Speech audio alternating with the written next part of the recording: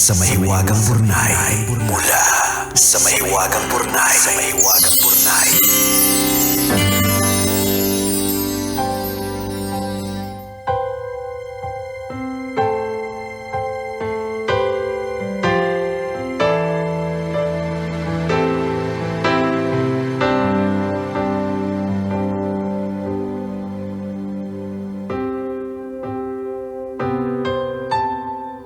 Dear kumikinang na tambalang Nicole Yala at Diego Bandido.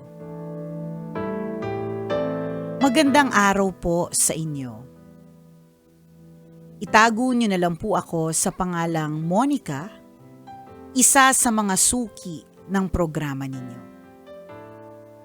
Gaya ng maraming tagapakinig, kayo ang background ko anuman ang ginagawa ko. Napasulat ako dahil gusto ko lang maglabas ng inis. Baka din sakaling kapulutan ng aral ng mga listeners ninyo. Ganito po kasi, gaya ng marami sa atin, umuwi kami ni Papa sa probinsya nitong Undas para dalawin ang puntod ni Mama. Siyempre, nandun din yung mga kamag-anak namin dahil dun din nakalibing ang lolo at lola ko. Kasama yung ibang mga kapatid ni Mama na namayapa na. Kaya naman yung araw na sana ay tahimik, simple at puno ng paggunita, nagmistulang Judgment Day. Dahil ako lang ang galing Maynila at lahat naman sila doon sa probinsya nakatira, hindi magkamayaw ang mga nakakapikong komento at nakakairitang tanong. Pagkakita pa lang sa akin ng matatanda kong pinsan, ang narinig ko agad, "Uy, tumaba ka. Hindi ba pwedeng kumusta o long time no see?" Yung iba naman, "Alam mo parang ang dami mong pimples ngayon." Meron pang, "Nag-beach ka ba? Ang itim mo kasi sobra eh." May pahabol pa na, "Stress ka ba sa trabaho? Nung isang taon lang tayo nagkita pero ang laki ng tinanda ng mukha mo."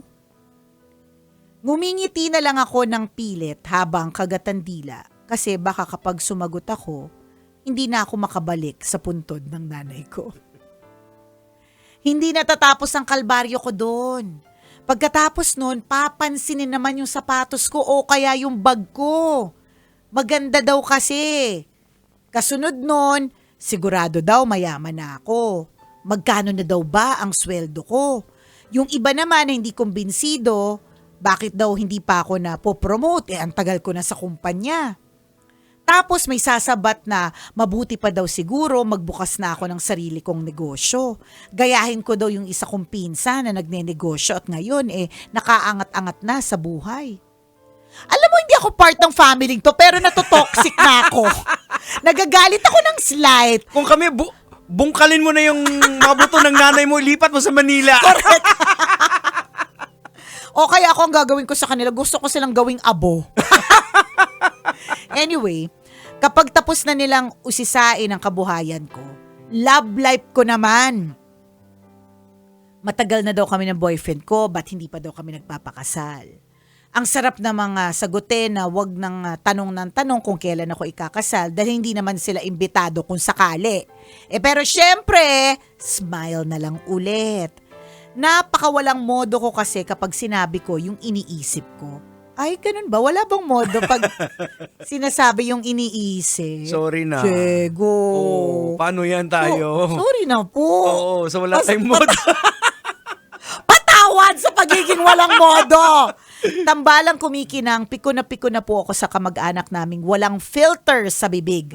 Lahat na lang ng gusto nilang sabihin o itanong, biglang binubulalas kahit nakakainsulto na. Ang hirap tuloy dumalaw sa puntod ng nanay ko kapag undas. Salamat po sa pagbasa ng sulat ko at sana po ay matauhan yung mga taklesa sa tabi-tabi na walang preno ang bibig. Sorry! Sorry! Pasensya po, pasensya. Peace! Oh, Peace. wala po kaming Walang intensyon. intensyon! Ang inyong kumikinang na tagapakinig, Monica. Okay. Monica. Alam mo, ako kunyari hindi ako magsalita. Etong problema ko talaga kita yung may subtitle yung mukha ko talaga. Kita talaga siya eh. Anyways, para sa akin, you always have a choice. So for example, nitong nakaraang undas, dahil namatay yung tatay ko nung 2019, tapos hindi ako makakapunta no November 1 and 2. So kaming pamilya, nagsabi ako na mas maaga ako the weekend before ako dadalaw, yung mga ganon. So, pwede kasi yun. So, in other words, Monica, there are things that you can control. For example, when will you go there? So, kung tingin mo, nandun sila lahat ng November 1 and every single time na nandun ka, yan ang pinagdadaanan mong stress, bakit ka pupunta ng November 1? Iwas mo. Kung iwas mo. I mean, gets natin na, syempre, ito talaga yung moment. Pero, kapag tayo po ay dadalaw sa mga mahal natin sa buhay, sa kanilang mga puntod, hindi naman po ito limitado sa November 1 and 2. Correct. Wala pong rule na bawal kang pumunta ng September 3, ng October 8, or ng June 11. Wala. Wala. So, kung tingin mo, yung pinagdadaanan mo lagi ay stressful tuwing nagkakaroon ng reunion, huwag mo na ilagay yung sarili mo sa sitwasyon na yan. Kasi sobra nilang taklesa eh. Di wag ka ng di ba parang pag meron taklesang tao, tapos nag-attend ng party mo or pinapunta mo sa opisina mo, hindi mo na imbitahin ulit. Or di mo na papuntahin sa party. Alam mo na. Hindi yung iimbitahin mo siya ulit. Pero pwede siyang makapahamak pa ng mga ibang mga tao. Correct. Hindi na. Oo. So, hindi na. Hindi na. Hindi na. Kasi baka makapahamak na ibang tao. Katulad dito si Monica, di ba? Oo nga. Napapahamak siya every time eh. Yes. Tingnan mo, hindi siya nag-iisip ng masama. Oo. Na, sinasabi mo lang, Monica, na ayoko na magsalita. Pero yung utak mo, ang sinasabi ng utak mo, di ba, gusto ko silang paghahampasin. If Sana mauntog sila sa puntod ng nanay ko. If diba? we read between the lines sa mga, yung sulat mo ngayon, nakikita namin kahit hindi mo sabihin, nakikita namin yung mga gusto mong palabasin. Correct. Diba? Na nagagalit ka at naiinis ka. Kaya hindi ka nagre-react kasi baka baka hindi ka na makabalik. Yung mga Kaya ganyan nga, totoo. Tignan mo yung mga ganyan lang, baka hindi na ako makabalik. So, ibig sabihin, may balak ang balatan sila ng buhay, gilitan sila ng leeg, o gripuhan sila sa tagiliran, di ba?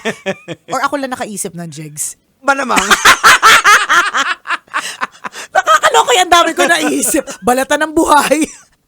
Gripuhan sa tagiliran. Totoo din naman, we share your sentiments. Kasi sino ba naman ang hindi mabubwisit kung ganyan Correct. yung kamag-anak mo? Totoo. Na Malamang lahat na lang pinansin. Malamang may sinasabi pa dyan, ano ba yan, di nyo man nililinis yung pundot, di nyo man Correct. lang pinapinturahan. Mga ganon. Oo. Kaya kung sino pa yung may pera, sila pa yung konting ambag pag may ganitong reunion. Di ba? Tama. Madaming nakaka-stress ng mga bagay-bagay. Pero ang pwede mong gawin is hindi ilagay yung sarili mo sa sitwasyon na yun. Pwede namang umiwas eh. Correct. Pwede ka talaga umiwas. Tingnan mo, bakit may mga ibang taong hindi na nag-a-attend ng reunion?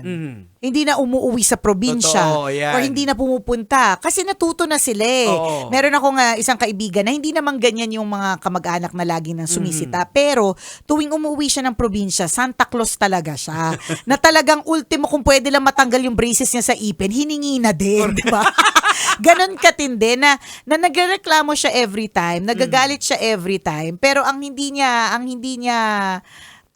ginagawa is yung umiwas. Oo. Di wag ka na lang pumunta or wag ka magbigay. Oo. Diba? Yun lang din naman eh. Ganon lang naman. Oo, lumayo ka na dyan kasi alam mo naman, mabubwisit ka lang, di ba? Diba? Maiinis ka, magagalit ka. And baka dumating ka pa sa punto na talaga hindi ka na makapagpigil. Tama. At sabi nga ni Nicole, mabalatan mo sila ng buhay. Magripuhan sa tagiliran. Hindi ka naman kriminal pero biglang ganun ka na mag-isip. Oo. Tingnan mo, Correct. yung mga thoughts mo are becoming evil thoughts. Hindi ka man makapagbitaw ng masasakit na salita pero dinuraan mo sila isa-isa sa Correct. mukha. Wah! Wah! Diba? Hok! Di may ganun. Para plema talaga. Kasi kung para talsik-talsik lang yung Jex eh. Dapat, ganon. May kasamang plema. Galing tas kaibuturan talaga ng straight from the baga. diaphragm. Oo, di ba? Ganun talaga, dun talaga galing. Ganon. Di ba? Hindi ka nagsalita pero plenemahan mo sila. Gusto mo plemahan kita, di ba sa iba? Oo. Gusto mo dibdiban kita. Oo, eh. ikaw, plemahan. Oo. Yung pagdibdib mo, yung ibibigay mo sa kanila, galing sa loob ng dibdib. dibdib. Yun yung version mo ng didibdiban mo sila. See? Hindi ka naman ganyang klaseng tao. Ayan. Ganon. Pero on the other hand also, Aha. may learning ka din dito, Monica. What is your learning? Ang learning mo dito is that maaari din namang may katotohanan. Tama. Minsan lang kasi we are afraid to face the truth. Mhm. Na-o-offend tayo sa sinasabi ng iba. Oo. Na-hurt kasi tayo dahil totoo. Mhm. So kunyari, pag Ayan. sinabing may pimples ka, ano ba yan? O Eh, may kaya, pimples ka naman talaga. kung may pimples ka naman talaga at Oo. wala na talagang paglagyan, di ba? Oo. Huwag ka ma-hurt. Correct. Gawa ng paraan. Oo. Oh, 'di ba? Yung mga tipong, halimbawa, matagal na kayo ng jowa mo, tapos kailan magpapakasal. Baka naman talaga tanungin mo din kung may balak. Correct. 'Di ba? Yung mga ganon. Meron ka rin namang, there are just some people na hindi lang tama yung tono Oo, nila. wala naman silang plano insultuhin ka o Oo, manikit. wala. Parang They mean well, Oo. pero yung pag-deliver lang talaga nila, Oo. hindi careful. Ganun lang sila. Oo, correct. Ganun Or- lang kami. Ganon.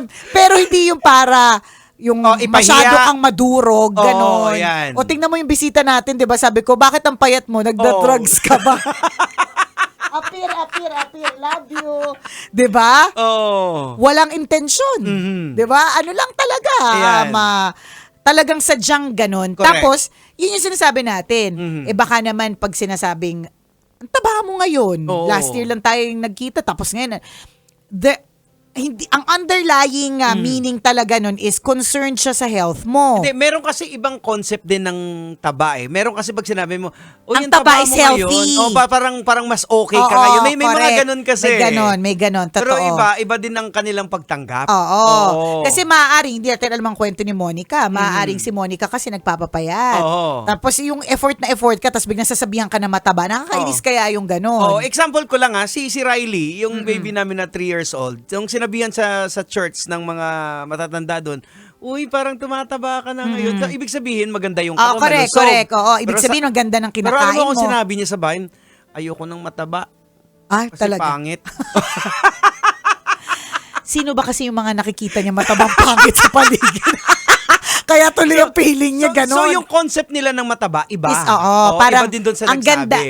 Kasi nga naman, ako nung huli ko nakita si Riley, medyo hindi masyadong malaman. Oo. So kung makikita ko rin talaga siya. Ayan, so medyo nagkalaman-laman. Oo, basta sabi ko rin talaga, uy, mataba ka ngayon na. Ayun. Pero with a smile. Oo. Hindi lang, mukha lang siguro talaga akong maldita. Kaya kahit with a smile, hindi masyadong halatang out of concern. Wala Oo. lang. That's just the other side, Monica, na yan. maaring they are also just concerned. Oo. Hindi lang nila na itatawid ng Oo. tama.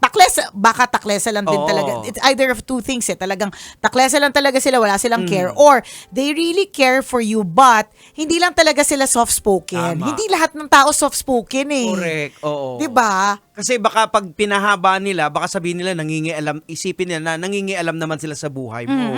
O parang uy, magpaano ka nga ng pwede ka bang magpa-derma? Ayan. So ang way nila is, parang ang dami mong pimple ngayon. Oo. Parang saying na, Baka naman gusto mong pa-check up. ayan, oo. Kasi ang gusto talaga nilang sabihin, ang huli ko na balitaan na maraming pimples, may hormonal imbalance pala, mga Oo, ganon. Tama. Ang dami nating parang naubos na yung oras natin Correct. sa radyo.